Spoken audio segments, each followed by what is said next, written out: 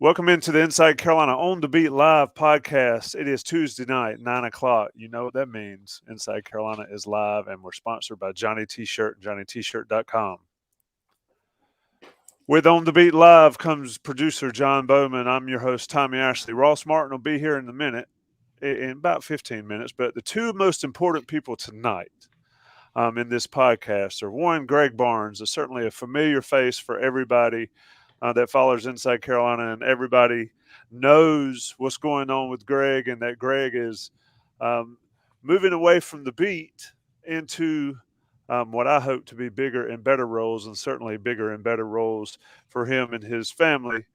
And also joining us is Mr. Adam Smith. So Adam is the new guy on the block. So Adam, the way this works is you go last. All right, That's great. Perfect spot. No pressure. You can lap me if you want to. Just get everybody 2 or 3 times and come back. I think the quote was, "You're new, just don't suck." So we have a low bar here, Adam. We appreciate you joining me, but I want to start with you, Greg. Greg, just sort of, this is like your last On the Beat Live podcast, maybe at least previously scheduled. What are we going to do now? Well, you're in good hands. I was trying to think earlier today. I believe it was 07. I guess it could have been 08, but in the heat of summer, it was early June, and I guess it was while Boschmer was undergoing some renovations, and the baseball team was playing NCAA's at the park out in Cary. And it was like 105 degrees. It was like 120 degrees on the field. And I believe it was Gary Gilmore at Coastal who came into the tent. And the tent is just baking in the sun. So it's like an oven. So it's like 130 degrees in there. So they got the AC running, piped in, and it's real loud. And it's too loud. And so he's like barking at people, turn it off because he can't hear questions and stuff. And during that whole time, that was when I was very early on the beat. I just remember somebody constantly cutting jokes and trying to get a rise out of people just because it was such miserable conditions. And that was Adam Smith. So I think he'll bring a lot of laughs, a lot of intellect, a lot of insight with his folksy charm from Mebane. Is that right? Mebane for you people who may not know. But Adam's a great guy. I think this will be a seamless transition for him, and I'm glad for him to join the IC crew.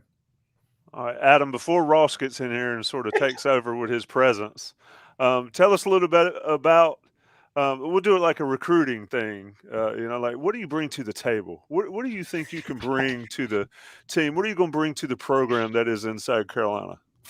Male pattern baldness. We've got that covered, man. I mean, Greg, what a memory. I didn't know where you were going with that, but when you said, yeah, it was out there in Cary. And yep. I think they had the industrial fans or whatever. That's right.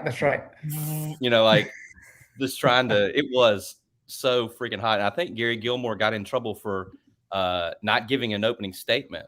I don't know if you remember that or not, but yeah. Well, Tommy, I don't know. I mean, you want to talk about how Hubert might have felt replacing Roy, or how Shire might feel replacing Kay. I mean, I don't think you replaced Greg Barnes. I'm just, thrilled to be joining you guys. I mean, I've always joked with Ross and Greg that I'm a loyal IC reader. I mean, I have been a loyal IC reader for a long time, and I don't know. I'm excited to get started, and I've been around a while, so I'm kind of looking forward to it. I've been in the newspaper game for a long time, 22 years, and it's exciting to do something new. It's not entirely new, writing stories, covering the team, stuff like that, but it's really cool. I wish it didn't come with Greg leaving. I'd love to do it alongside him and Ross and everyone else, but it's a thrill to be here and trying to get going. My first day on a Mac today, so that was a little bit of a rough ride. Well, it's funny, Adam. You and I talked a little bit earlier this evening, and I said, you know, they're trading. And I was talking about myself. They're trading Greg Barnes and Gregory Hall for Tommy Ashley. If there was a general manager involved in that, they'd be fired immediately. But those cash and a player to be named later turned out to be Adam Smith. So I think they did all right on that trade. Barnes, of course, will still be with Inside Carolina, still doing special stuff, and you're still coming on my podcast, Greg. You're not getting away. I will be running beside the golf cart, holding up this headset, going, "You got to say something when we get there." Ross, get What's in up? here. We got your buddy Adam joining the crowd. What we got to look forward to with Adam Smith in the mix here? Well, if you're watching on YouTube, I think he's got his top buttoned on his polo shirt there. It's not buttoned. That's against the Ross Martin code of button downs and polos. So y'all introduced Adam. Is that kind of where we're in right now? Yeah, that's what we're doing. Adam's a good buddy of mine. I met him, I guess, my first year in Chapel Hill or so, covering UNC. And we sat next to each other during a game in the Smith Center. And I never met the guy. We sat next to each other. And I was like, "What's up, man? What's up?" And he was like, "Hey." I was like, "Hey, what's your Twitter?" And I went on Twitter, and I was like, "Look at this." I clicked it. I go, boom, followed you. And we've been great friends ever since. We've traveled a bunch together. We've done Brooklyn, same hotel room in Brooklyn. We've done Greenville. We've done the Final Four in Houston. No, Final Four in Phoenix. We've done a bunch of road trips together. Yeah, it's great to have Adam on, and definitely gonna miss Greg. I think Greg brought a lot of awesome things to the beat in terms of how he writes, and I learned a lot from him and just how he breaks down teams and games and players, and it was awesome. And I think Adam's gonna be great, and he's gonna bring something different. So I think people listening are, it's Adam's not Greg, Greg's not Adam, and I think that's important to know as we transition here. But Adam's a great writer, and excited to. We trained him today for about 8 hours in the office. He brought the Mac out of the plastic this morning, and I had to teach him about like the 2-finger scroll and the right click, left click. So it was kind of funny sitting with Ben and teaching Adam the nuances of not only an Apple, but just how to do the whole, how to work the content management system and stuff that people don't know about. And you're kind of, so it was fun. Adam will be great. We're excited. We went through a lot of different stuff today. And hopefully we get him to be pretty good on podcasts too. I want to bring in the YouTube chat here. We have 162 people watching, Let's including, go. I believe, our friend Connor O'Neill. Oh, my Lord. Friend of the program, Connor. But if you're watching on YouTube, make sure to type in the chat pod where you're watching from, and also get any questions queued up as we get going here tonight. Yeah. I mean, it's important. It's what's that? Screenshot that. That was great from Connor. Yeah. Bring that back up.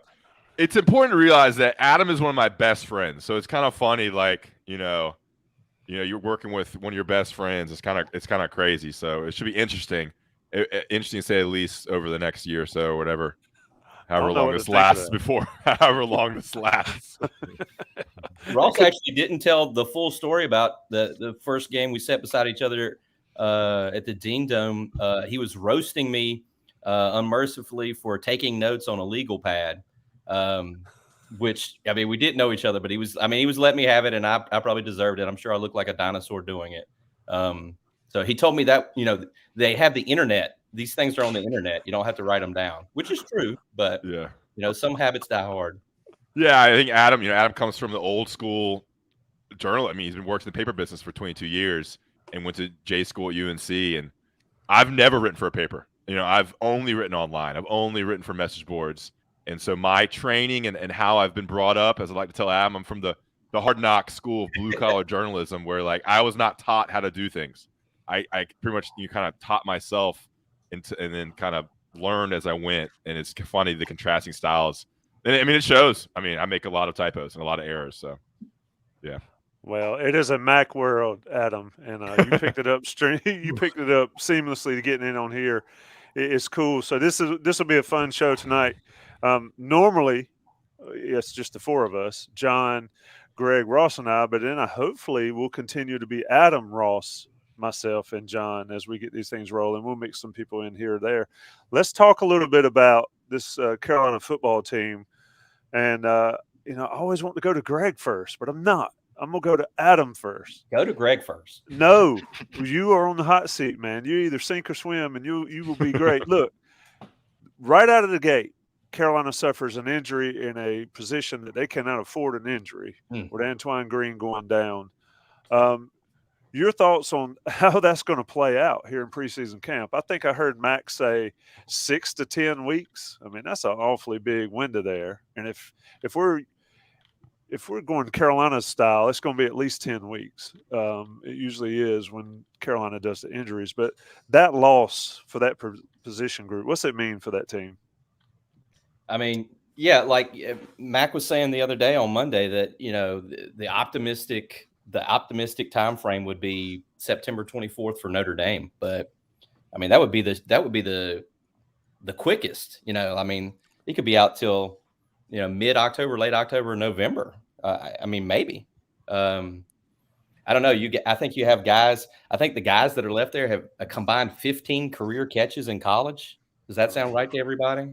You know, I think, you know, Justin Olson. I mean, I'm not sure. I can tell you that when Mac was giving us the specifics of Antoine Green's prognosis, there were two guys left on the field Monday when we were there talking to Mac, and this was maybe 45 minutes to an hour after they got done. They were still out there. It was Andre Green Jr. and Omarion Hampton, and they were still going through stuff out there with Phil Longo. So they're going to need somebody to step up. We were talking to Bryson Nesbitt today. You know, I mean, he slides out there to receiver too. So I mean, you got Kobe Paysauer, you got Gavin Blackwell, you got Justin Olson, Andre Green, JJ Jones. You know, what is it? Is it how many is it, guys? 6 guys out there in the mix? Yeah, you name them all. And the thing here, it's an opportunity for people. So it's an opportunity for Andre Green now to step up and seize a starting role.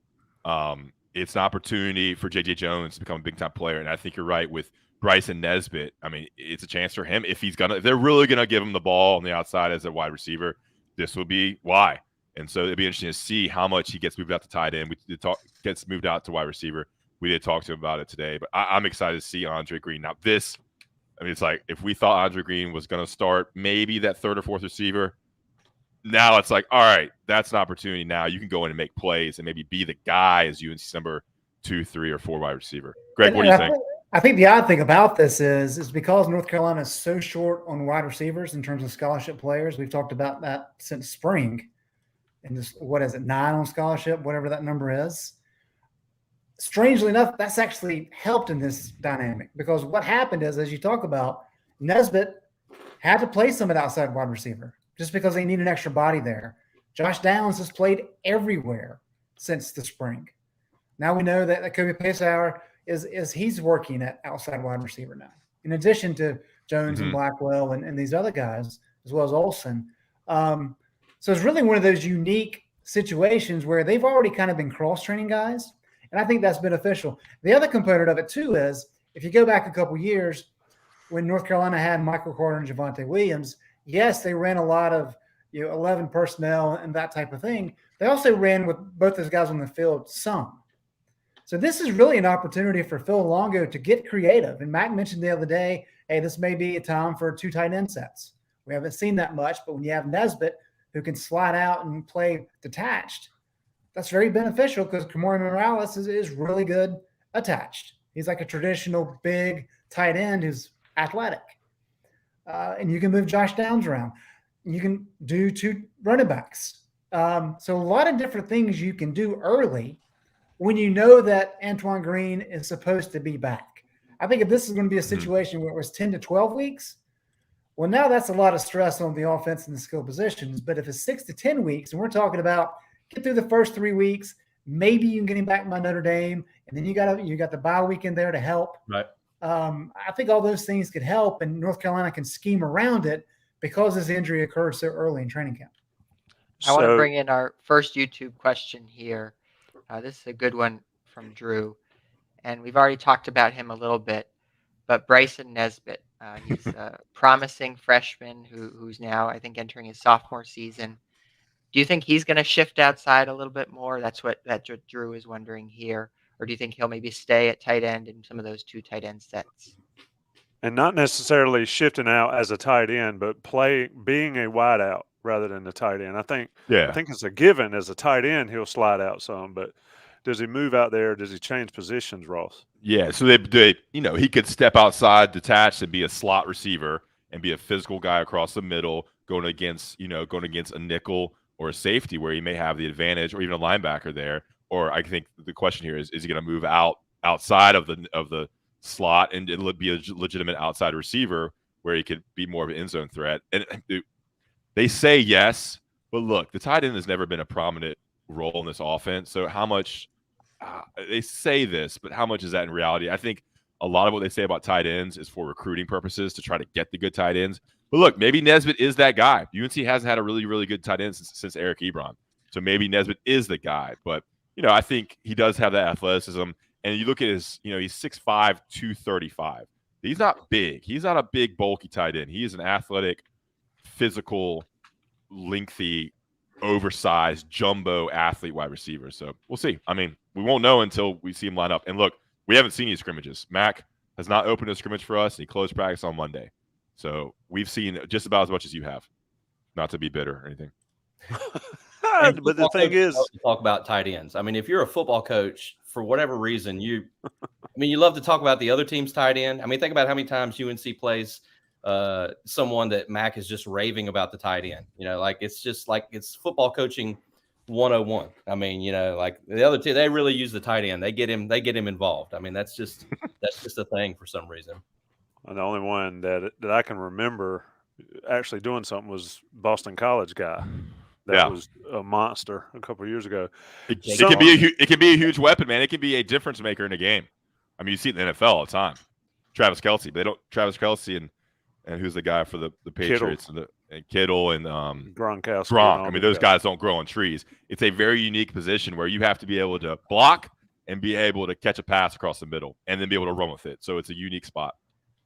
Yeah, and Carolina's got some talent there. We'll see. But one thing, and I got to always shout out Slagle. I mean, Slagle's always in the chats. And shout out to Drew Krebs, too. We need to meet up at the Irish Pub in Charlotte again, just not for the Belk Bowl again. But, Greg, running backs, we've talked a lot, and we can all get in on this discussion. But Adam mentioned Marion Hampton getting some extra work in the other day.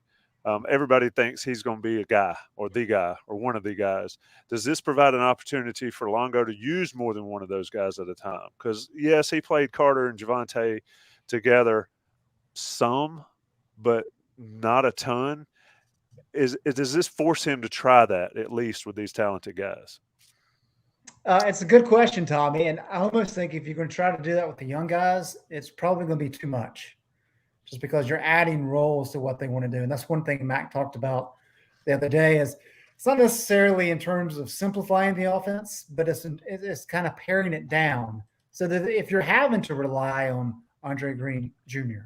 and you're having to rely on Hampton and Petaway, you don't want to give them too much to be thinking about. You want to make it pretty succinct what they have to do on the field. And so I think you kind of eliminate those guys from that discussion. Maybe you can do that with more of the veteran guys. I don't think there's any question. I guess we could poll the whole group here. But for North Carolina to reach where they want to go this year, I think one of those young backs has to pop. And it doesn't have to happen the first 3 games of the year. But by midseason, I mean, these need to be the guys. It needs to be Amari and Hampton has just taken control of this running back room, and there we are. That doesn't mean DJ Jones can or Elijah Green can't really take a big step up, but they've had opportunities. But when you got 2 4-star kids who have a lot of potential, I think that's what you're looking at of them. I think it may be too much early on to say, all right, you two go out there and we're going to just run some new plays with you guys and let's see how it works out. I agree with you about the running backs. I think Petaway or Hampton need to do that, and partly because of what Adam mentioned earlier, and we mentioned, or no, Ross, you mentioned about recruiting. I mean, these guys need to bust out and be big time so people can see that a true freshman or a early enrollee freshman can do something from North Carolina at one of those positions. And quite frankly, they haven't really done that except Sam Howell. Yeah, it's kind of dicey because like you sell recruits on early playing time, right? That's how you get recruits. You're like, hey, come in and you can start. You can be you come in and get minutes. And realistically, this doesn't happen a lot. So, and then, but you in order to sell that, you have to have tangible evidence of you playing freshman early. And so a guy like Zach Rice starts maybe, or George Pettaway, or Andre Green, or Mon Hampton is what's the benefit of showing recruits and parents and coaches that we do play freshmen early, do get minutes. It translates to basketball too. Like, look, UNC has struggled sometimes in basketball recruiting over the last 10 years because they don't play freshmen as much. Same applies for football. So how much does that weigh? Who knows? I think the best player should play, whether that's Hampton week 1 or Pettaway week 1 or one of those two guys week 6. The best guy played. I think Longo is a guy who plays the best players. I don't think there's a lot of loyalty or whatnot. I could see British Brooks, sort of minding the store there for a little bit for a couple weeks. What's that mean? Uh-oh. You're like, what's that? What Is does that mean? some Mebane analogy? Sort of keeping, hey, if you're waiting on me, you're backing up. Sort of like keeping the seat warm, I guess you would say. I don't know. I mean, I could see. British, that's Adam Smith right there. British Brooks, Adam Smith. You're keeping the seat warm, buddy. Well, I mean, wouldn't you think that they would roll a guy like him out as the starter for Florida A&M, especially for a week 0 game? You know what I'm saying? Like, it's coming earlier than usual. I think that, and we talked about this earlier in the podcast, British Brooks is going to get the shot. I mean, I think he's going to get a legitimate shot to be the guy. My question is can he be the guy when he's the guy? He did it when he wasn't the guy, and it was 3 months into the season. So we'll see. Minding the store, holding down the fort, Right. keeping the barn door closed, whatever you want to say. This is a newspaper dinosaur guy, if there ever was one. This is going to be great. I think kind of related to that, Tommy, is, at some point, week 8, week 9, at some point you're like, all right, British Brooks, this is his last year. Are we going to still roll British Brooks, or should we just get Amar and Hampton and Pettaway ready for next season and give them full reps? That might be a similar scenario where you kind of ease Brooks out of it once Pettaway and Amar and Hampton realize that they're just as good, if not better, halfway, 3/4 of the way through the season. I could see that happening as well. You see that a lot at other positions. And I think week 0 will tell us a lot, because typically, you would wait, at least in the Larry Fedora model, right? You would wait until that week 13 before rivalry week where you play an FCS opponent. Well, that's not the case this year, right? Now you got A&M week 0. We'll be able to see who do they really think has got potential. Because I imagine I'll say this, I would be shocked if Hampton and Pettaway do not see the bulk of the carries after halftime. On Saturday, on Florida A&M game. Yeah, right. We've talked a lot about the running back position battle. I want to bring up our next YouTube comment here, next YouTube question. Quarterback battle. 3 people on the beat here after about the midway point of fall camp. Who has a strong take on who should start at quarterback? Who wants that one first? I said on the boards, I posted on the boards yesterday, I think it's going to be Drake May. And that's why I think right now, I think it's going to be Drake May. So I don't know if I need to say it louder for it to be strong. Drake May. But I mean, I think it's really close. But if I was to put money on it, I'd put it on Drake May out of Myers Park High School in Charlotte. Adam, how about you, Adam?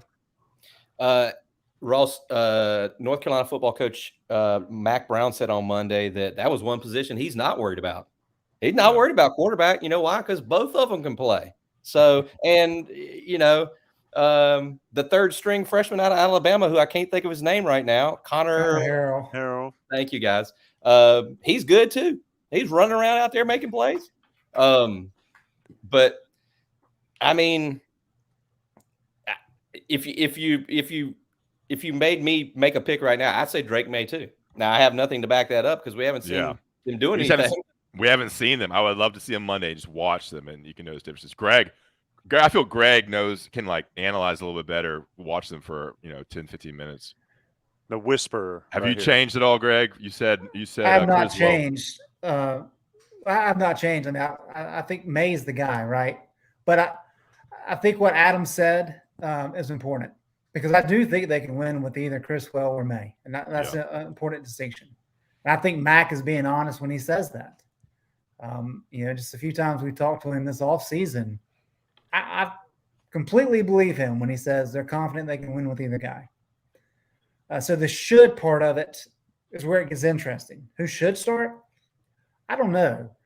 But if you think about it from a program building perspective, Sam Howell, if he had not separated from Kate Fortin and Jace Ruder back in 2019, he was going to be the guy anyway, because he was a local kid from Charlotte, in-state recruit, a kid that they flipped from a powerhouse program. He's the pitcher in the photo of your program, right? Quarterback is it in football these days. If you don't have a good quarterback, forget it. So Drake May comes from his dad played, right? Mark's a great guy, had a good career at Carolina, has been supportive of the program. His brother's a legend on the basketball court. He's from Charlotte, 5-star kid, committed to Bama. Yep. I mean, that's as big as they get, right?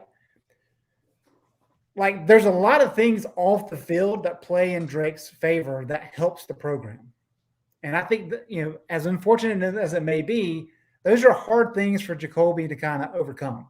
So I think for Jacoby to actually win the job, he's going to have to be a good bit better than Drake. Not a great bit, just maybe, I don't know, that much. But he's going to have to be better to be able to earn that position. Because if it's even, which it sounds like it is, there's a ton of reasons to go with Drake to help the program moving forward. If recruiting in North Carolina is the most important thing, then I think you go with Drake. Now, I think both guys, from a skill set perspective, they bring you a lot of different things, but they're capable of doing the same things. And so when Phil Longo says we don't have to really change the play calling for either of them, that's what you want. And that's a good indication that Criswell, while he's a big athletic guy, he can throw the rock. And while Drake looks like a prototypical quarterback, he's actually got some moves, and he can run and do what they want to do in the run game. So, again, I don't think you can go wrong with either, but I think Drake may, unless Criswell makes significant strides and moves past him, I think the job is Drake May's. Adam, that's what Greg just did, connecting everything together, piecing it all together, bringing in historical stuff. That's podcasting 101. So I hope you're taking notes on how to kind of break it all down there. And I'm always taking notes. It was beautiful. Greg just painted a freaking Mona Lisa portrait of quarterback position. Do I give you credit? Because I was going to say in my answer, how can you bench, a kid with the last name May, a legacy, a UNC legacy? You can't put him on the bench, can you? I was going to say that, but I was told earlier to keep my answers short and sweet, keep it moving. So trying to follow directions. Yeah. I remember somebody saying that. Keep them moving. Yeah, it's good. We give Greg the space to let it flow and be creative. Greg can breathe.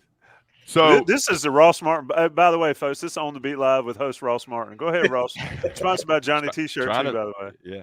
I think Greg nailed a bunch of different points there. Think about this, like, this is weird, but Criswell transferring sounds normal, sounds okay. Drake May transferring sounds weird, Yeah. Think about that, like, God, Drake May, the former 5-star Alabama commit, brothers and legend, dads, whatever, that just sounds weird. I think in the back of your mind, so if they're the same, you go with May. Who knows? We may see a little bit of both, and I wonder how long is the leash going to be if one struggles too. That's something to also think about, because if they're even, is that a good thing? If right. It's this close, is that really a good thing? So let me ask you this: if you listen to the players, they routinely talk about how strong Criswell's arm is. Yeah. For whatever that's worth. I mean, they talk about him having just a super strong arm, being able to, really launch it. So, I mean, if you put any stock in what they say. It'll be And an we interesting said, discussion for sure. Connor yeah, Harrell, I think, is my favorite guy. Jason Rowland said in the chat, by the way. Go ahead. Connor Harrell's that kid's going to be he's going to be a Tommy Ashley favorite QB for years to come, I think, because he is fun to watch. I mean, he looks as electric, got a big arm. He's going to be a fun one. But we said this on the podcast a couple weeks ago. I truly believe we're not going to know all we need to know about the quarterback position until the Notre Dame game. And kind of as Ross said, you don't want people transferring early. So you want to give both guys opportunities, because you may think, I'll just throw out a name. You may think Connor Harrell's the guy. He's going to be your starter. He's going to surprise everybody. He's played better than Drake and Jacoby in practice. But he gets under the lights, and maybe he kind of takes a step back. I think everybody remembers the whole C.J. Stevens, Darren Durant thing, right? Durant never practiced well. Everybody knew that. But when he got in the game, look out. Marquise Williams, right? I'll never forget an employee at the University of North Carolina told me, this kid's going to be playing a different position very soon because they just don't trust him in practice at quarterback. We saw how that turned out. So you just don't know until the lights come on. And so I think they're going to give both these guys plenty of opportunities those first 3 weeks to really see, okay, who's capable of handling this job right now. And it may be both of them. And if it is, I think that's where it starts trending in Drake's favor.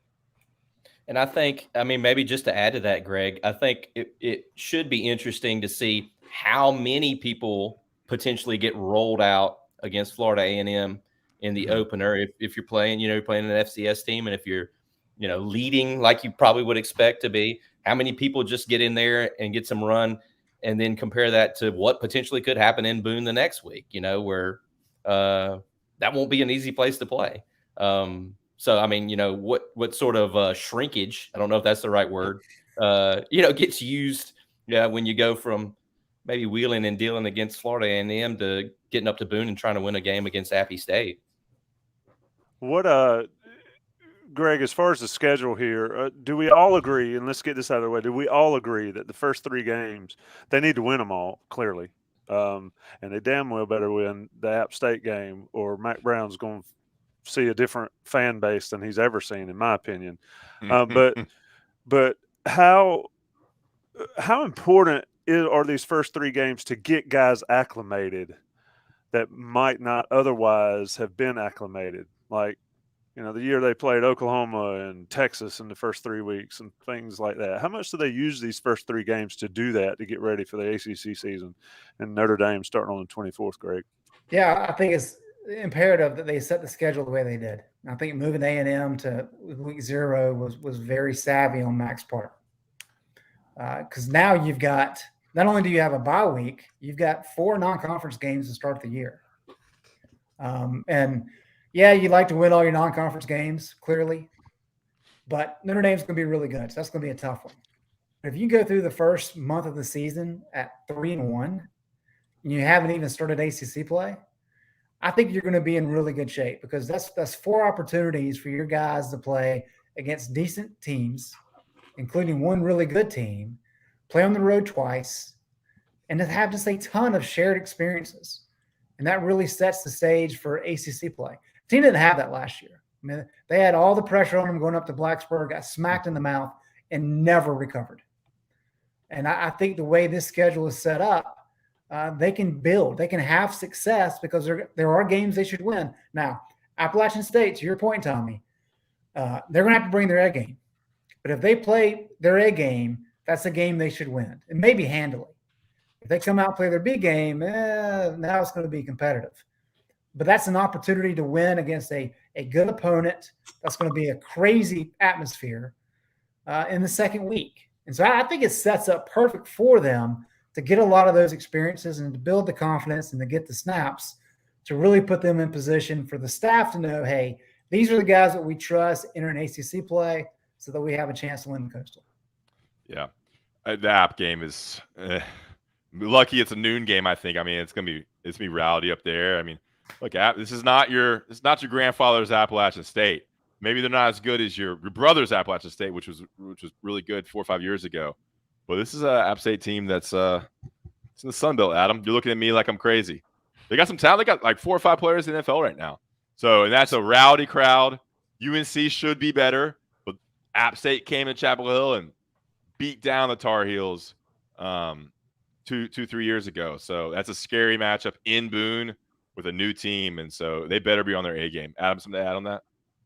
I couldn't agree with you more. I was just wondering Okay. where you were going with it. I've Yeah. gone to App State for many a year, my friend. I don't know if Matt Brown used to coach App State back in the day. But to what Greg was talking about earlier, I completely agree with Greg sort of on the way the schedule sets up. And I can remember when it came out, I wrote a thing that said, you know, the way it is set up, it allows UNC to potentially settle into the season. You know, you got the 3 non-conference games, the bye week, then Notre Dame. You know, you could settle in, and you remember how, I don't know, chaotic the start of last year seemed once, you know, the game in Blacksburg started. It was like, oh my God, this is not going at all the way it was planned to be. And you come out of there 0-1 and limping already. But the way it's set up this year, you know, you have 2 quarterbacks who are new, and you have a bunch of new parts and pieces or inexperienced parts and pieces that, you know, Carolina could settle in, you know, with these first couple of weeks, the first month of the season. And as you go to App for a game or you know, stay home for the Florida A&M game, you'll make sure you're decked out in UNC gear.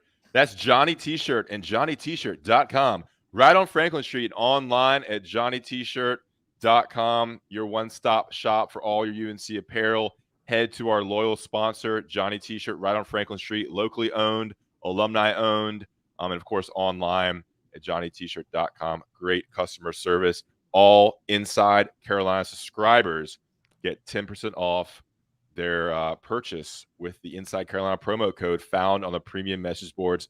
Check that out. T-shirts, jerseys, basketball jerseys, football jerseys, sweatshirts. You know, it's hot right now, but come October, those crisp October nights, you're going to want a nice crew neck sweatshirt, maybe a pullover, or dare I say a hooded sweatshirt.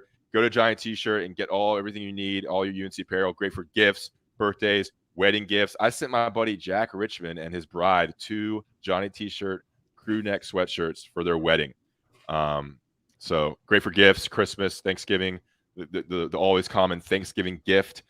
Johnny T-Shirt and JohnnyT-shirt.com. Inside Carolina subscribers get 10% off with that discount code. Check them out on Franklin and online. Tommy? Yeah, let the national guys pay the bills on the audio side. We'll be right back on The Beat Live, InsideCarolina.com. All right, boys, we're back. It's On The Beat Live, second half of the show. It's about 9:42-ish. I disappeared for a minute. I don't know. Everything blinked off, and StreamYard let me know it was not my fault, so I logged back in. Glad you guys did not miss a beat on the beat with the podcast. Preston from Greensboro. Greg, I got a stat I need you to figure out while we're talking. Preston from Greensboro said, has Mac ever won anywhere that he's either played or coached while at Carolina? Never beat Florida State. That's one. Do the stats for us. I believe it was App State, Tulane. Right? Hadn't beat App State. I don't know if Carolina ever played Tulane. So I need to look at Tulane, huh? All right. I'm on it. Never beat Texas, right? Very interesting way to make people nervous. While Greg is looking that up, let's talk about this defense. A lot of people said the defense is going to be the difference at the App State game. But, Ross, I think the defense is going to be the difference, period, this season. Gene Chizik talks good game. Players love him. You know, it sounds good right now. I think we said early in these podcasts, everything's positive in the preseason. What have you seen from this defense and heard from these defensive players that leads you to believe that maybe they just are going to be a little better than they have been? Yeah, I'm going to make a couple points. I mean, I think we've talked about this, but the defensive line I think is going to be deep. I think Jahvaree Ritzie is going to be a very special player. You know, he's a true sophomore. Played a lot last year, got his feet wet. I think Jahvaree Ritzie is going to be versatile at the defensive end spot, at the 3 technique spot. Will rotate with both Des Evans and Miles Murphy. So, I mean, just to call it one player, I think Jahvaree Ritzie has a chance for a really special season. You know, and I think a guy who could be an All-ACC player, if not this year, next year. I mean, when we talked about him as a recruit, Don and I, he measured off the charts for his size, his athleticism, and all that spark rating stuff. he's just a freak. So Jahvaree Ritzie, if you don't know him, he's a guy to get to know. And I think him combined with Des Evans and Raymond Vohasek and Miles Murphy and Kevin Hester are going to make a pretty nasty defensive front. And I think we haven't talked about him much, but Power Echols is going to be – this is his first year starting, really first year playing a lot. I really like him coming in for Jeremiah Gimmel. I really like I'm buying a lot of early Power Echols stock. So that's just two players that I want to point out, and I'll let Adam and Greg kind of bounce off of that from here. Go, Adam. Who you got surprising? Well, Ross said Power Echols, and for whatever reason, when I heard his name, I thought about Tommy Thigpen telling us this summer how violent he plays. I think you used the word violence, if I'm right there. I don't know if you guys remember. And then the other day when Mac was talking, he called Power Echols a machine. So those are two good descriptive terms, I think, for someone you would want at linebacker: violence and a machine. So when Ross was talking about the defensive line, I mean, I think Miles Murphy could have a really special season. I mean, they're so deep on the defensive line, and it's such a cliche thing to say when it's, the season's coming about how they could roll guys in and out there. It could be like a hockey line change. You hear something like that. But, I mean, I think Miles Murphy should be, really good there. Jahvaree Ritzie, of course. How about Noah Taylor, at the jack position? I mean, I know he's a graduate transfer, but he's a guy that the coaches have talked about, has been playing well in the preseason. So I'm not sure what's going on in secondary. We talked to DeAndre Boykins today, and, I don't know what's going on back there. Greg might have more info than I do or more insight than I do, but I'll toss it over to him for that. It'll put you on the spot, Greg. Yeah, well, I think the situation in the secondary is it's kind of status quo, right? I mean, Duck and Grimes are going to be the guys, and then that the placeholders is not the right way of saying it, but Biggers and Cam Kelly are your guys right now at safety until Ja'Qurious Conley comes back. It's going to take him some time to kind of work back into it. But Cam and Gio are veteran guys. And I do think Adam mentioning Boykins, we heard a lot of good things about him last year, but he was just young and raw. And he's been the guy that they penciled in as the star, which is, basically a nickel. Sounds like he may have more coverage responsibilities than a typical nickel would. But they liked him a lot. And so I think he's probably somebody you're going to hear his name quite a bit. And then I would add, we talk about all this 4- and 5-star talent along the defensive line. I don't feel like we ever talk about the guy who played a ton of snaps last year, in Kevin Hester. We never do. In early part of camp, who's running with the ones? Kevin Hester. And so I think he's a guy that has just proven to be a steady presence up front, veteran guy. You're going to see some of those young, flashy names pop up, and they're going to get some playing time. But I think he's a guy that is going to be a steady rock for the defensive line, and that's a good thing to have a veteran guy like that who's played some. And then I think on the offensive side of the ball, it needs to be Andre Green, Omarion Hampton, George Pettaway for the offense to pop off. But I do think Zach Rice, everything we've heard coming out of camp, dating back to the spring, is that it's not a matter of if, but when.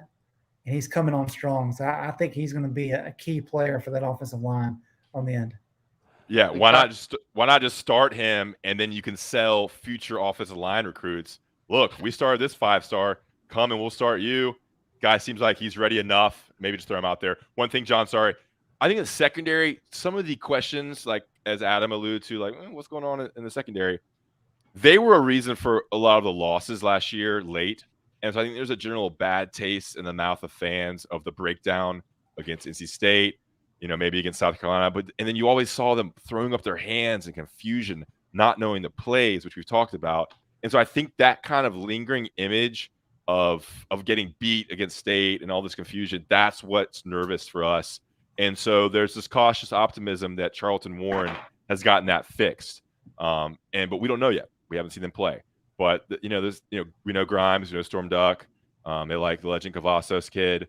But Don Chapman, Cam Kelly. When safeties mess up, it's usually a big deal. So you hear those names a lot.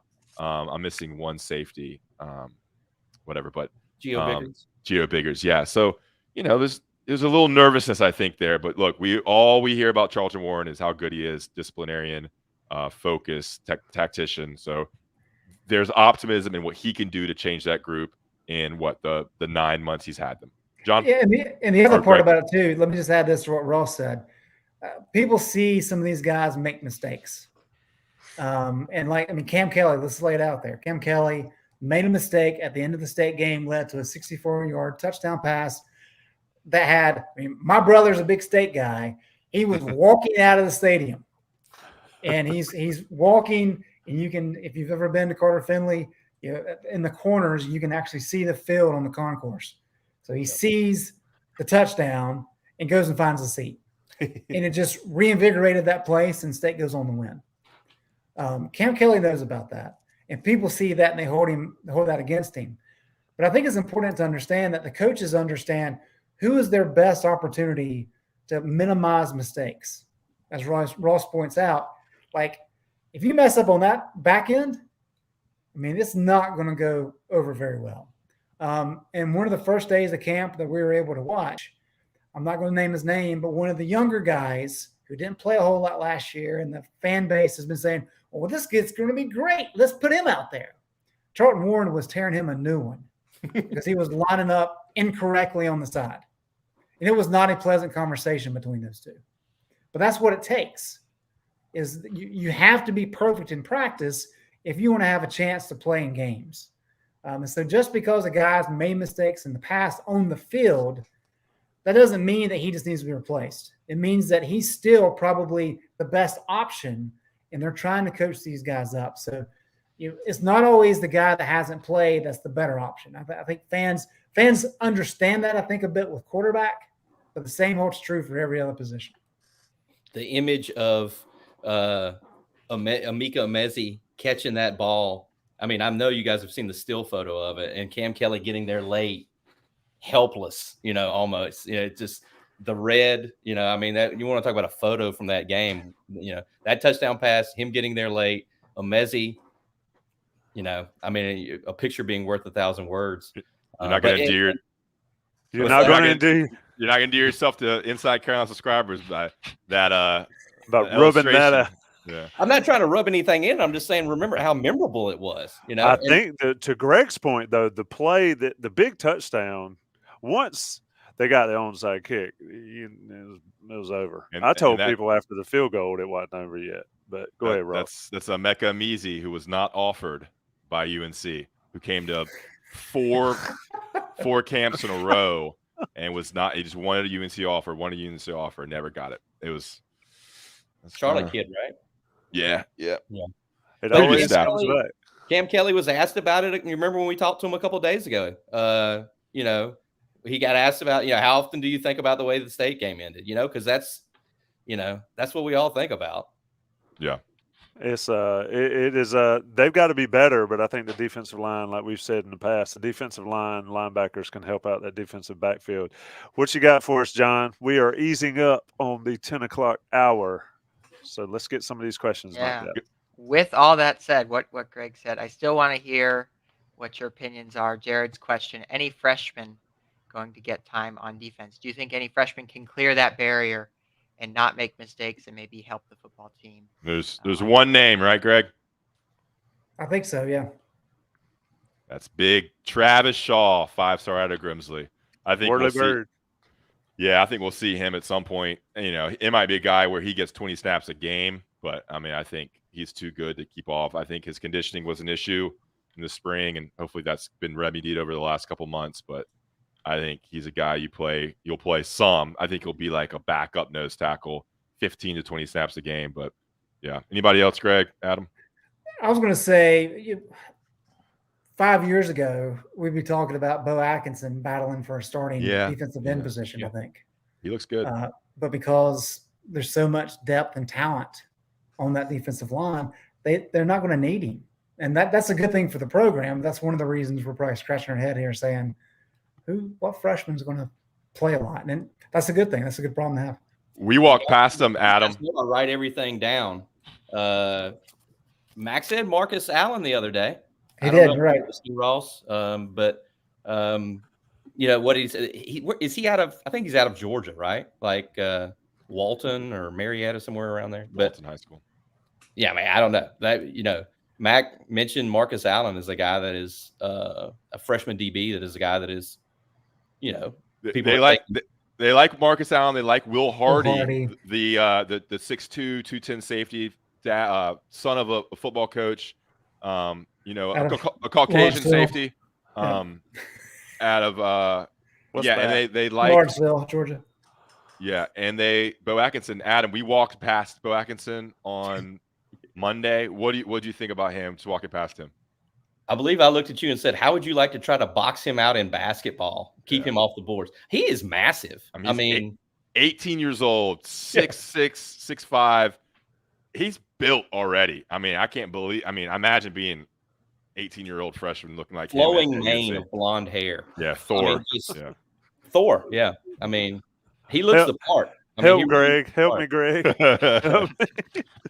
So, serious question though. We think Travis Shaw and maybe Marcus Allen, and this is a good thing. Like to Greg's point, these freshmen would have played a ton 4 years ago, but we think those are the only true freshmen that could get some legit time unless something goes sideways. We all agree on that.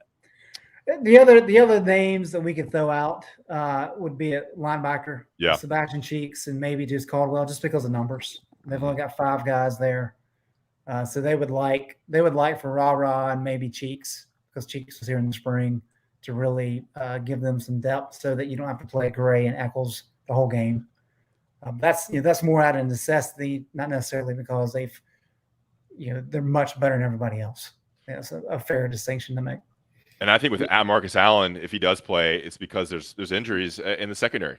I think Storm Duck, I think it's public knowledge, Storm Duck and even Cavazos are a little bit banged up. They're not out, but there's some guys that are just going through some lingering issues that they're not playing as much. But you never know. I mean, Travis Shaw, he may not play, against Notre Dame. He may not play in the first couple games, but at some point will play. But you always say that, and they don't play until week 6 or 7. Because they're just not ready. They're not ready to go against a 5th-year senior guard who's going to be in the NFL next year. Weren't we hearing that to build off of what Greg was saying? Weren't we hearing that Power and Cedric Gray played a ton of snaps in the last scrimmage? Like, did we hear that correctly, or did I just make that up in my head? I think someone said, or we heard from somebody reliable, that they had played just a ton of snaps in the most recent scrimmage. Well, it would certainly fit the playbook. Okay. I don't know. Did you say Sebastian? You say Cheeks? No, Eccles and Gray. No, Max said that Eccles only played like 100 snaps last year, and that Gray played like 900.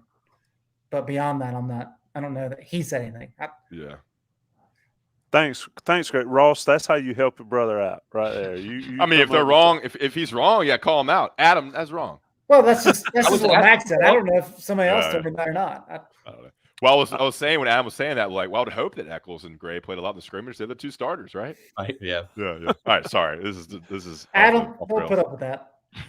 No, I mean, I'm glad y'all set me straight. I mean, Ross, he could say whatever. It's fine. Yeah, but I try to referee these, so Ross will get you. Look, offensive line talk. Let's do it right quick before we get out of here. People keep asking that question. Outside of Zach Rice, Greg Barnes, offensive line talk.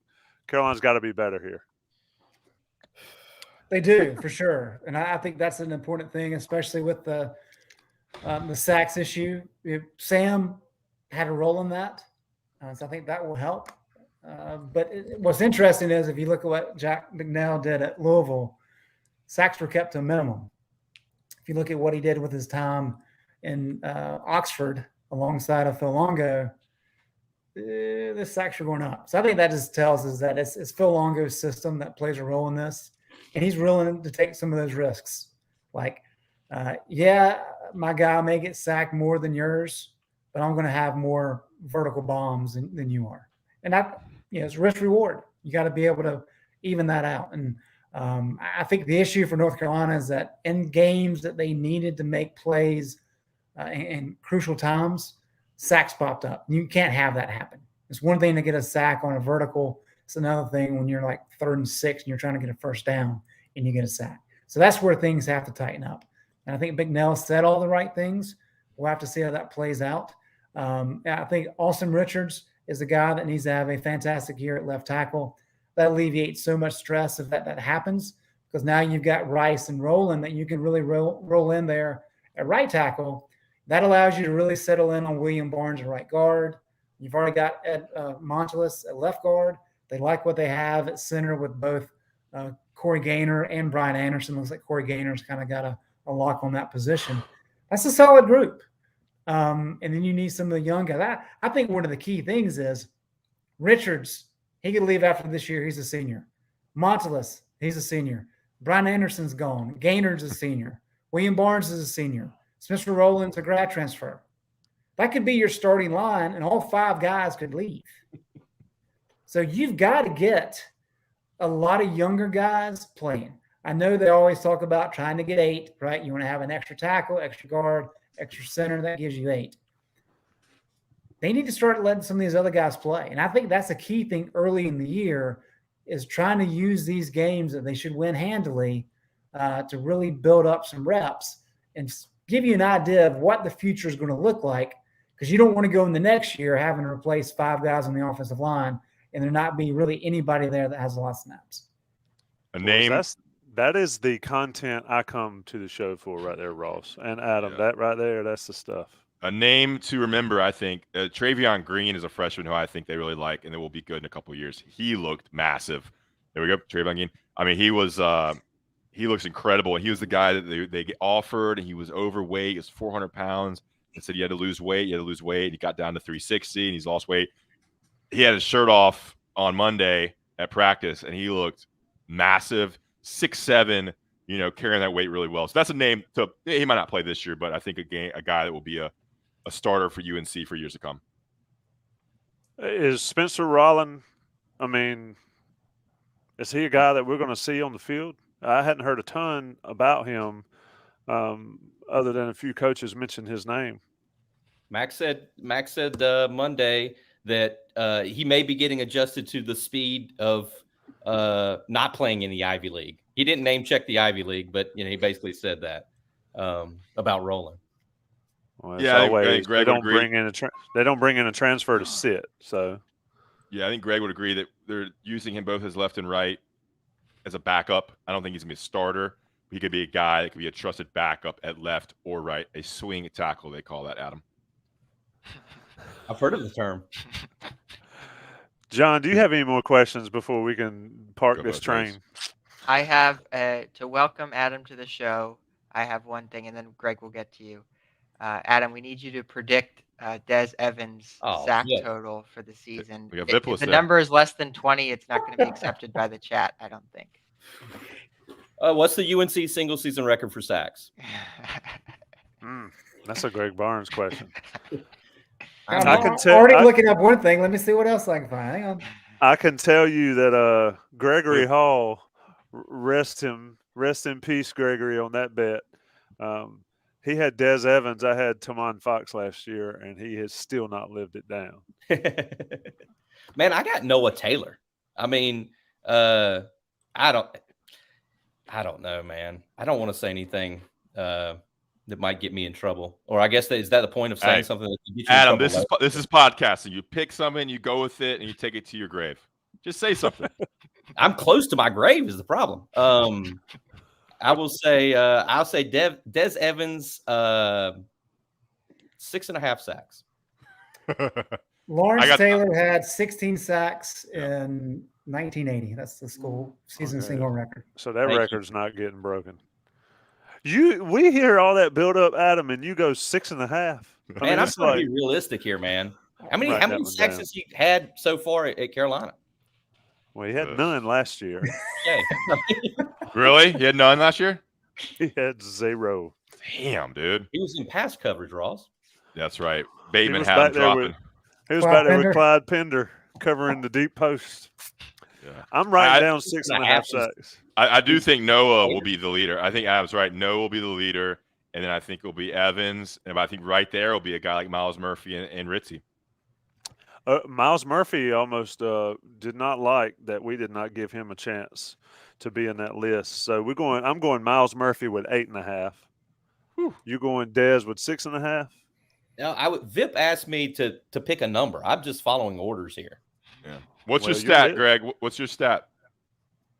So I went back and looked, and this is to the best of my ability on short order. I do find it interesting that when Mac was at Tulane, he lost to Florida State all 3 years. Interesting. But in 1993, North Carolina, and this for all the people complaining about Carolina going to Georgia State, North Carolina traveled to Tulane on November 13th and smacked down the Green Wave 42-10. 1 year later, Tulane came back to Chapel Hill on September 17th. Carolina won that game 49-0. So Fun those are fact. 2 games that North Carolina, that Mac Brown has won against a team that he has coached. Fun Sweat. fact, in that Tulane game in Kenan Stadium, the record for longest interception return happened in that game. What's that? 100 yards. Reggie Love, Durham Hillside, I believe. Can One of y'all those Durham schools. Can y'all imagine Mac down in New Orleans with a bowl of gumbo and some crawfish, just going to town on some shrimp, etouffee, a couple po' boys, just going to town on some New Orleans food down there. That's how it got started. great. That's how it got started.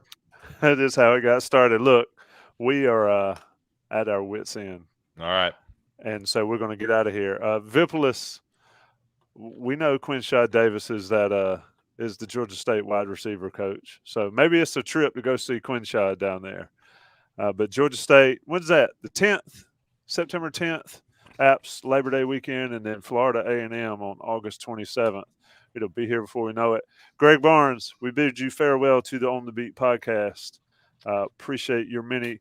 These boys have a lot to live up to. Will they try?